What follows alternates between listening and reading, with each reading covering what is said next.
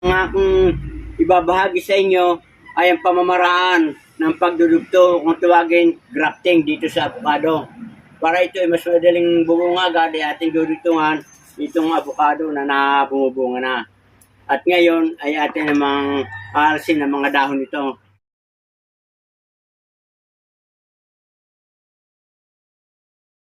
Kung natin idugtong ay atin nung munang tatasahan. At ito kailangan nakatapat itong buds dito para kayo ay mag-success dahil pag hindi magkatapat hindi rin siya madaling tutubo. Yan. Ngayon natin bibiyakan dito sa gitna.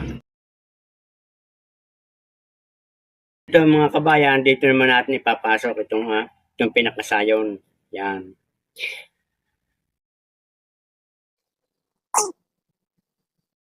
Ito yung gagamitin ko na pangtali dito sa ating dinugtungan na avocado. Ito kung tawagin ay grafting tape. Dati ang ginagamit ko ay yung mga plastic ng yelo.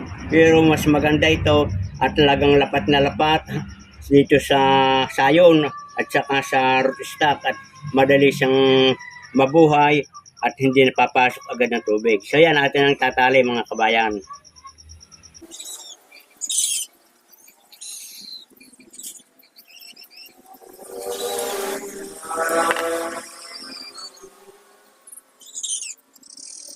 Ngayon naman ay ating lalagyan ng supot yung plastic ng yelo para kung sakaling ay umulan ay hindi siya mapapasok ng tubig at hindi mabubulok yung sayon.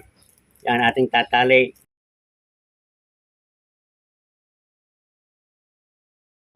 Doon sa mga gusto na mag-order ng ganitong grafting tape ay available. Inyo lang i-click yung link sa baba ng aking video at kayo makaka-order. Napakaganito mga kabayan. Bali ito 30 cm yung lapad. At meron ding isang mas maliit-liit sa rito. Yan. Napakaganda mga kabayan at applicable sa mga pagdudugtong ng mga halaman. Kahit sa iba't ibang grafting technique. Napakaganda gamitin ito. So yan mga kabayan, ganyan lamang ang pamamaraan ng pagdudugtong o pag-grafting.